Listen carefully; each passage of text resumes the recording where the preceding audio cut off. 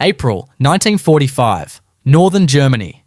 Major James Sullivan wiped the sweat from his forehead as his convoy of Australian armoured vehicles rolled through the shattered German countryside. He was 28 years old and had seen more death in the past 3 years than he ever thought possible. But nothing could prepare him for what waited in the forest ahead. The spring air should have smelled fresh and clean. Instead, a strange odour drifted on the wind. Sullivan couldn't quite place it, but it made his stomach turn. Something was very wrong. The 2nd Australian Armoured Division had been pushing deep into German territory for weeks. Every town they passed through looked the same. Broken buildings, scared faces peering from windows, white flags hanging from doorways. The war was ending. Everyone knew it. But the Germans were still fighting, still retreating, still hiding their secrets. Sullivan's orders were simple.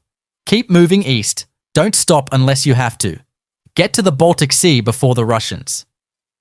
But then the radio crackled with a strange message. A German officer wanted to talk.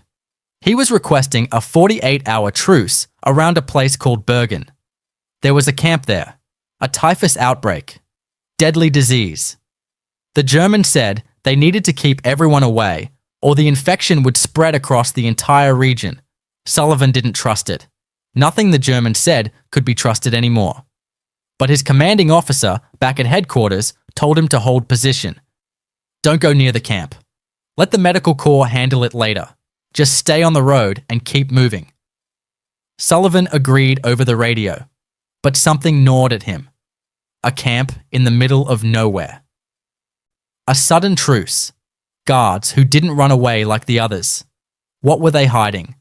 That night, a group of local resistance fighters found Sullivan's camp. They were thin and dirty. These brave Germans who had fought against Hitler in the shadows. They spoke in whispers. They said there was a place in the forest that no one talked about. A place where trains arrived full of people and left empty. Where smoke rose from chimneys day and night. Where screams echoed through the trees. The villagers pretended not to see it. The guards pretended it didn't exist. But the resistance fighters knew. They begged Sullivan to look, to see what had been done, to bear witness. Sullivan made his decision. He took 12 men and 3 jeeps. They left at dawn, driving down dirt roads that wound through pine forests. The smell got stronger with every kilometre. Sweet and rotten at the same time, like meat left in the sun for weeks. One of Sullivan's men started to gag. Another pulled his shirt over his nose. Sullivan kept driving. 4 kilometres from the village of Bergen, they saw the fence. Barbed wire stretched between wooden posts. Guard towers stood empty. The gate hung open. Sullivan stopped the jeep. The smell was overwhelming now, thick and heavy. It coated his throat and made his eyes water. He climbed out slowly. His boots crunched on the gravel. He could hear flies buzzing. Thousands of them. Maybe millions. The sound filled the air like a horrible song. He walked through the gate. Then he saw them. Bodies. Everywhere. Piled along the side of the road like firewood. Stacked outside the barracks buildings. Lying in ditches and heaps. Some were fresh. Some had been dead for days, some for weeks. The skin stretched tight over bones, eyes sunken into skulls, mouths frozen open. Sullivan counted 10 bodies, then 20, then 50. He stopped counting. There were too many, far too many. His legs felt weak. One of his men turned and vomited against a fence post. Movement caught Sullivan's eye. Someone was walking between the barracks. No, not walking, shuffling. Stumbling. A man wearing striped pajamas that hung off his skeleton frame. His head was shaved. His cheeks were hollow. He looked at Sullivan with eyes that had seen hell. More people appeared. Walking corpses in striped rags. Women with shaved heads. Children who looked like old men. They moved slowly, like ghosts. Some reached out their hands. Some just stared. Sullivan's throat tightened. He couldn't speak. An SS officer approached. His uniform was still clean and pressed. He clicked his heels together and gave a small bow. He spoke in perfect English. The camp had 60,000 prisoners, he said. Many were sick. Typhus was spreading. They had done their best, but supplies were low. Orders were unclear.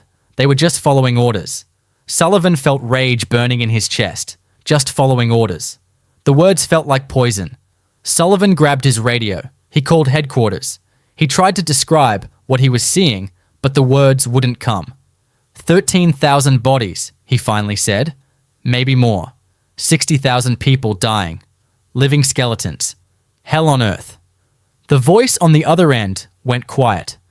Then it said, Sullivan must be mistaken. He must be exaggerating. Perhaps he was tired. Perhaps the stress of combat was affecting his judgment. They would send someone to investigate later. For now, stick to the mission. Keep moving east. Sullivan walked deeper into the camp. He saw barracks where the living slept next to the dead.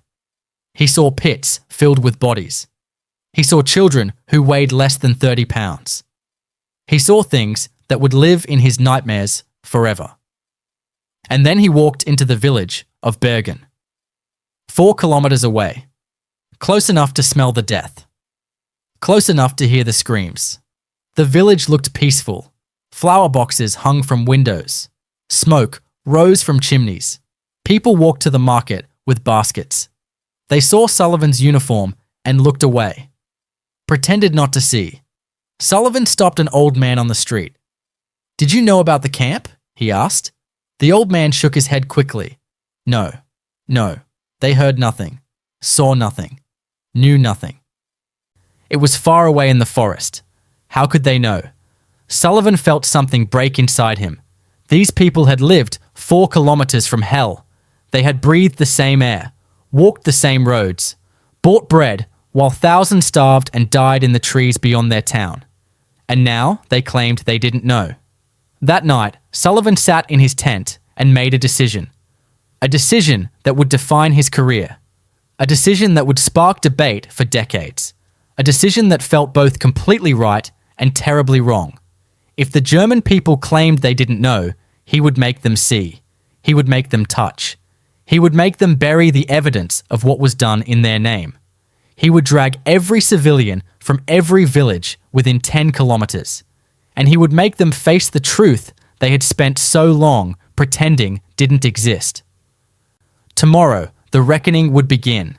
Sullivan stood before the 37 SS guards he had rounded up from the camp. They stood at attention in their black uniforms, some still decorated with medals. They looked clean and well-fed compared to the walking skeletons behind the barbed wire. Sullivan's voice was cold when he spoke. "You will bury the dead," he said. "Every single body in this camp. You will dig the graves. You will carry the corpses. You will do it with your bare hands. No gloves, no masks, no protective equipment. Just like you made them live." The SS men looked at each other. One started to protest. Sullivan cut him off. "Start now."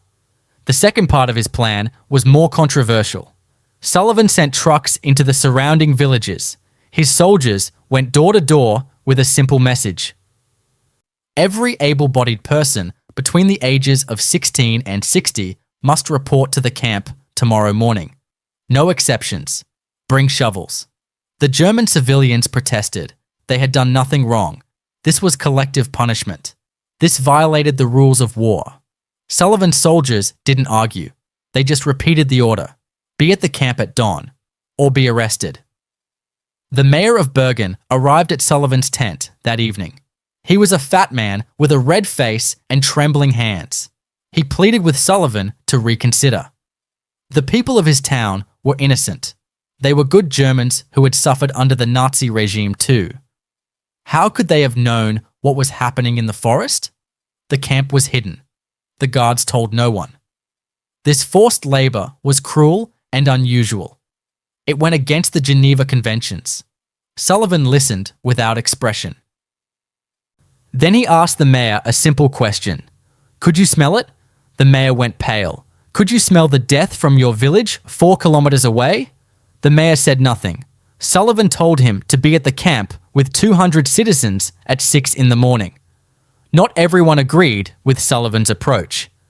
Captain Richards, one of his own officers, came to him that night. Richards was a lawyer before the war.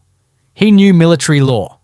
He warned Sullivan that forcing civilians to handle diseased corpses could be seen as a war crime itself. The typhus was real. People would get sick. Some might die. How was that different from what the Nazis had done? Sullivan felt the weight of the question, but he thought about the children he had seen, the walking skeletons, the piles of bodies. He made his decision. "We're not killing them," Sullivan said. "We're making them see what they allowed to happen. There's a difference."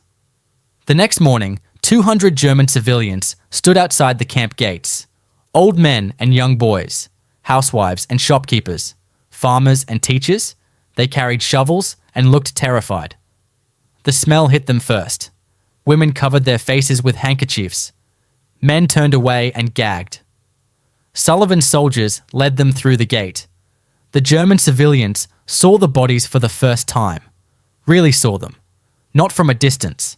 Not in whispered rumors, but right in front of them. Real people who had starved and died while they ate dinner 4 kilometers away. Sullivan organized them into groups. The SS guards would handle the most decomposed bodies, the ones that had been lying in the sun for weeks. The German civilians would dig the mass graves and carry the fresher corpses. Australian military photographers moved through the camp with cameras. Sullivan wanted everything documented, every body, every grave, every German face confronting what had been done. This evidence would be needed later, for trials, for history, for the world that would struggle to believe this had really happened. The work began. The SS guards bent down to lift their first corpse. The body had been dead for at least 2 weeks. The skin was green and black. It came apart in their hands. One guard vomited. Sullivan's soldiers stood nearby with rifles. "Keep working," they said. The guards continued. Their clean uniforms grew filthy. Their hands became covered in the corruption of death. By the end of the first hour, 3 guards had collapsed from the smell. Sullivan ordered them back to work. The German civilians fared no better. A teenage girl tried to lift a body and fainted when she touched the cold skin. An older woman screamed and dropped the corpse she was carrying. A man in his 40s refused to continue and sat down in protest. Sullivan's soldiers dragged him to the nearest pile of bodies and made him look. Made him really look at the children, the babies, the old people. The man started to cry. Then he picked up his shovel and kept digging. Within 2 days, the burial process hit its rhythm. Each morning, 200 new civilians arrived from the surrounding villages. Towns within 10 kilometers were required to send workers. The graves grew longer and deeper. The bodies went in by the dozens, sometimes by the hundreds. Australian soldiers kept careful count. 6,000 bodies buried in 5 days, but there were still thousands more waiting. The medical consequences came quickly. On the 3rd day, an SS guard collapsed with fever. By evening, his skin was covered in the red spots of typhus. He died 2 days later. A German woman from the village developed the same symptoms. Then another guard. Then a farmer. Sullivan felt the weight of responsibility. These people were getting sick because of his orders. But he didn't stop the work. The bodies needed to be buried. The disease would spread further if they weren't. And the German people needed to confront what had been done in their name. Not all the resistance came from the Germans. Some of Sullivan's own men questioned the policy. Was this really necessary? Weren't they becoming like the enemy by forcing this brutal labor? Sullivan called a meeting with his officers. He explained his reasoning. The world needs to know this happened. The Germans need to know they can't claim ignorance. If we don't make them see it now, they'll deny it later. They'll say it was propaganda. They'll say the stories were exaggerated. This way, hundreds of witnesses can testify. They touched the bodies. They smelled the death. They can never say they didn't know. The pivotal moment came when Brigadier Thomas Mackenzie visited the camp. He was Sullivan's superior officer and had the authority to stop everything. Mackenzie walked through the camp in silence. He saw the graves. He saw the German civilians at work. He saw the SS guards handling the decomposed remains. He saw the survivors watching from behind the wire. After 2 hours, Mackenzie called Sullivan to his tent. Sullivan prepared to be relieved of command. Instead, Mackenzie looked him in the eye and said something Sullivan would never forget. They built this hell 4 kilometers from their homes. They'll bury what they created. Continue the work. With Mackenzie's backing, the burial operation expanded. More villages were added to the conscription list. More civilians arrived each day. More bodies went into the ground. By the 10th day, over 10,000 corpses had been buried in mass graves. The SS guards worked around the clock. 3 more died from typhus. Several civilians became infected. But the work continued. The Australian photographers documented everything. The evidence was mounting. The truth was being preserved. And the German people were being forced to confront a reality they had spent years pretending didn't exist. The work continued for 11 more days. By May 21st, every single body at the camp had been buried. 13,217 corpses laid to rest in mass graves that stretched across the forest floor. The graves were marked with simple wooden crosses, numbers instead of names. Most of the dead would never be identified. They had arrived at the camp as people with families and dreams. They left as nameless victims of unspeakable cruelty. Sullivan stood at the edge of the largest grave and felt the weight of what he had witnessed. This wasn't victory. This was just the beginning of understanding how deep the darkness had gone. The cost of the burial operation had been severe. 17 SS guards died from typhus contracted while handling the infected corpses. Their bodies were buried separately, away from their victims. Another 23 guards fell seriously ill but survived. Among the German civilians, 41 contracted the disease. 8 died. The rest recovered slowly in makeshift hospitals set up by Australian medical teams. Every death weighed on Sullivan. He knew critics would say he had blood on his hands. But he also knew that without the burials, the typhus would have spread even further, would have killed thousands more. The most heartbreaking statistic came from the survivors themselves. Despite everything the Australians did to help, 14,000 former prisoners died after liberation. They were too far gone, too starved, too sick. Their bodies simply couldn't recover. Australian doctors worked day and night. They set up field hospitals. They brought in food and medicine. But sometimes the damage was too deep to fix. Sullivan watched as skeleton-thin men and women took their first bites of real food in years, and their bodies rejected it. Watched as children finally freed from hell closed their eyes and never woke up. Liberation had come too late for so many. But word of Sullivan's forced confrontation policy spread quickly through the Allied forces. British commanders at Buchenwald heard about it and decided to adopt the same approach. When they liberated that camp in central Germany, they marched over 1,000 German civilians from the nearby city of Weimar through the gates. The civilians walked past piles of bodies. They saw the cremation ovens. They smelled the death that had been hidden just 8 kilometers from their homes. One British officer wrote in his report that the German civilians claimed shock and horror, but he noted the smoke from the crematoriums had been visible from the city for years. The Americans took it even further. When they liberated Dachau near Munich, they found 30 railroad cars filled with decomposed bodies. 9,000 more corpses were scattered around the camp. The American commander ordered the entire town of Dachau to participate in the burial. German citizens were required to dress in their finest clothes and parade their wagons through the streets carrying the dead. It was meant to be humiliating, to show them that their comfortable lives had been built on the suffering of others. Some called it justice, others called it revenge. At Ohrdruf, American General Dwight Eisenhower himself visited the camp. He brought Generals Patton and Bradley with him. Patton, a man who had seen the worst of war, vomited against a building. The smell was too much even for him. Eisenhower ordered every American soldier in the area to visit the camp. He wanted them to see with their own eyes what they were fighting against. Then he ordered the town's mayor and citizens to tour the camp. The mayor and his wife went home that night and killed themselves. They left no note, no explanation, just silence. The Australian military photographers worked around the clock to document everything. They filmed the survivors, the bodies, the burial process, the German civilians confronting what they had allowed. The footage was raw and horrible.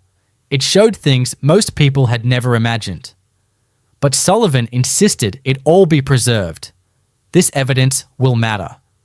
He told his men, when people try to deny this happened, we'll have proof. We'll have witnesses. We'll have film that can't be argued with. The documentary films were shown to German populations across the occupied territories. In the town of Burgsteinfurt, 4,000 residents were ordered to watch footage from Bergen-Belsen and Buchenwald.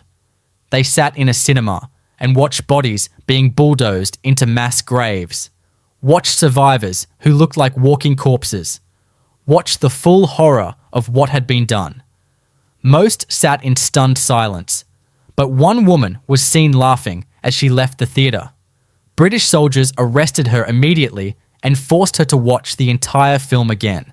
This time, she didn't laugh. The international reaction was mixed and complicated. The Red Cross filed formal protests. They argued that forcing civilians into typhus-infected areas was itself a violation of humanitarian law, that exposing people to deadly disease was wrong regardless of the circumstances. Medical ethicists debated whether the ends justified the means. Some argued that making Germans bury bodies was necessary truth and reconciliation. Others said it was collective punishment that violated the principles the Allies claimed to be fighting for. Back in Australia and Britain and America, newspapers published the photographs. Newsreels showed the footage in movie theaters before the main feature. People saw the reality of the concentration camps for the first time. Many couldn't believe it. Surely this was propaganda. Surely the images were exaggerated. The Nazis couldn't have really done this. But the evidence kept coming. More camps liberated, more bodies discovered, more survivors telling the same horrific stories. The world was being forced to confront a truth it didn't want to believe. Inside the camps, something unexpected happened. The survivors watched as their former tormentors were forced to handle the bodies of those they had killed. Some survivors felt relief, a sense that justice, however small, was being done.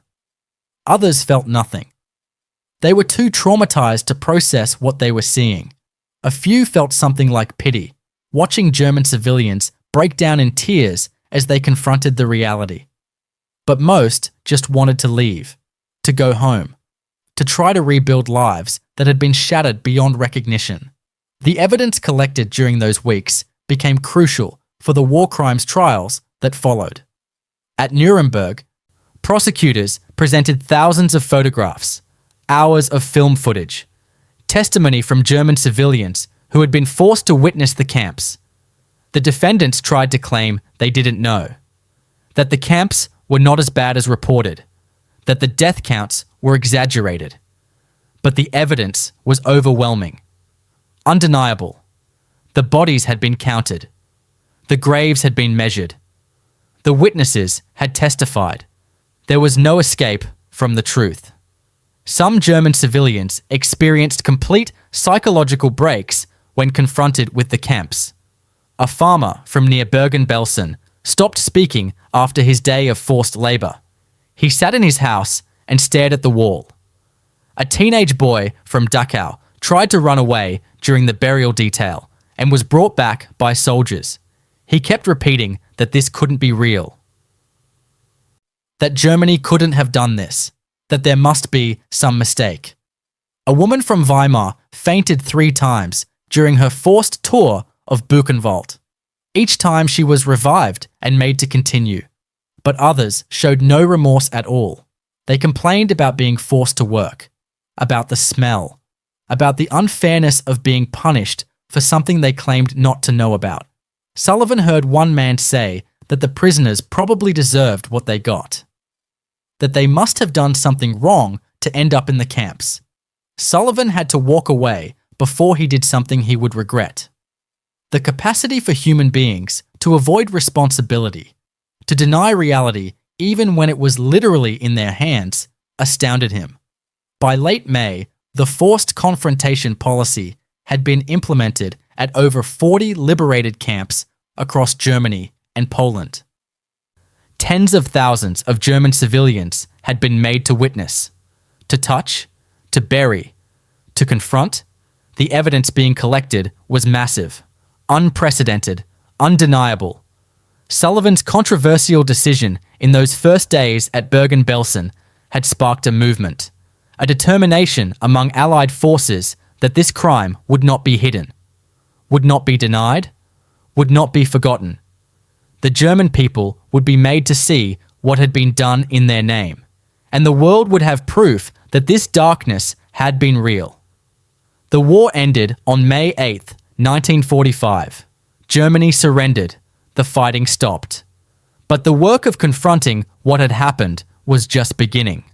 Sullivan's forced confrontation policy didn't end with the liberation of the camps. Instead, it evolved into something bigger. Something that would shape how the world dealt with a mass atrocity for generations to come. The Allied forces established it as standard procedure. Every liberated camp, every discovered mass grave, every hidden crime scene. Local German populations would be brought in to witness, to help with cleanup, to confront the reality of what had been done while they looked the other way. By the summer of 1945, over 300,000 German civilians had been forced to tour concentration camps.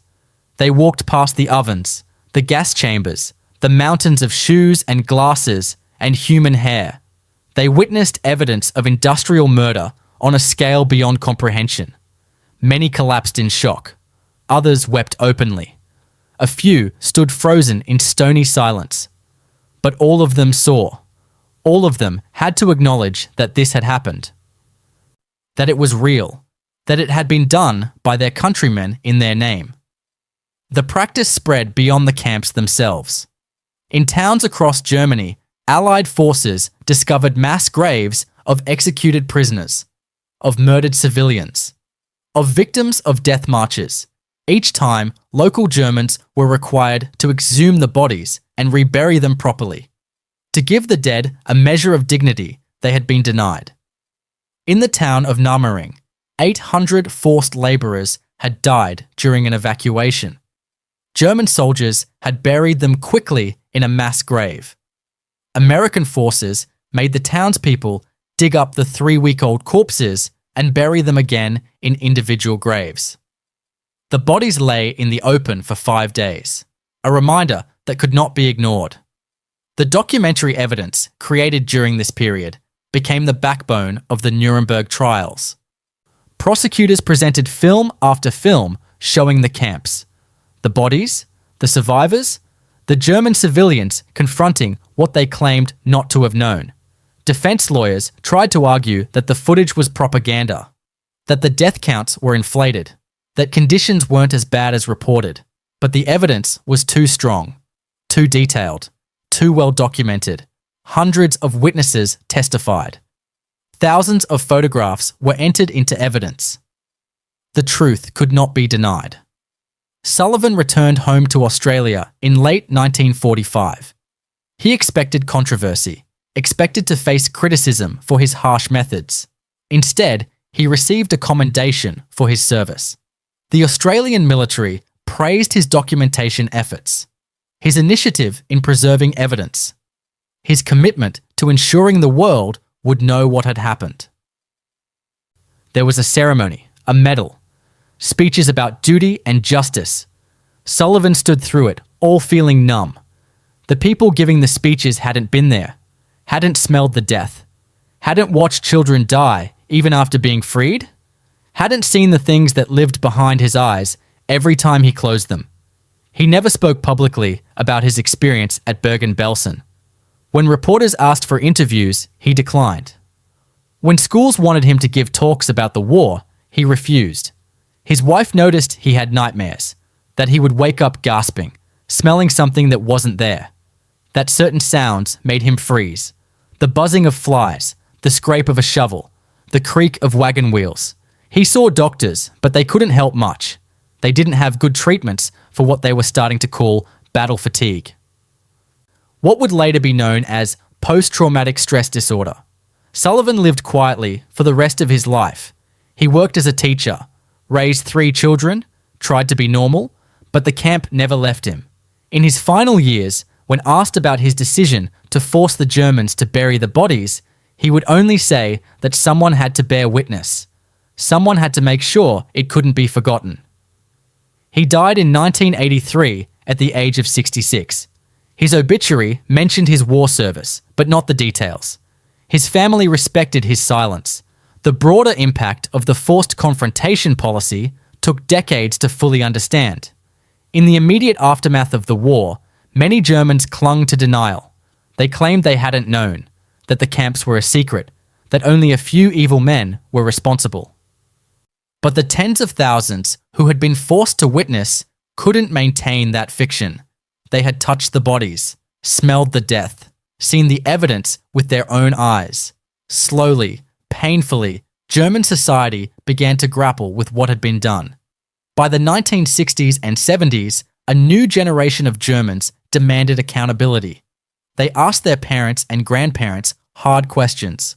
What did you do during the war? What did you know? Why didn't you stop it? The evidence collected in 1945 made denial impossible. The photographs existed, the films existed, the testimony existed.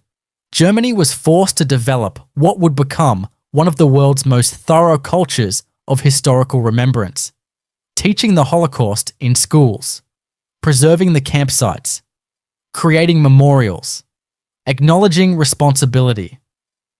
The lessons from Sullivan's decision echoed through history. When Bosnia uncovered mass graves in the 1990s, investigators documented everything with photographs and forensic evidence, learning from how the Holocaust had been proven. When Rwanda confronted its genocide, survivors emphasized the importance of testimony and evidence, of making the world see what had happened, of preventing denial before it could take root. The principle remained the same. Atrocity must be witnessed, must be documented, must be confronted directly. Modern human rights investigators still follow the practices established in 1945. They photograph everything. They collect testimony. They preserve evidence, knowing that perpetrators will always claim innocence, that populations will always want to look away, that the world will always struggle to believe the worst of human nature. The documentation created at places like Bergen-Belsen proved that careful evidence collection could overcome denial, could force acknowledgement, could create accountability even when powerful forces wanted to hide the truth. But the ethical questions raised by Sullivan's policy never fully went away. Was it right to force civilians into disease zones? To expose them to typhus? To make teenagers handle decomposed bodies? Even today, scholars debate whether the ends justified the means. Some argue that confronting atrocity requires harsh measures, that collective responsibility demands collective acknowledgement. Others say that violating humanitarian principles, even in response to greater violations, corrodes the moral foundation we claim to defend. There are no easy answers.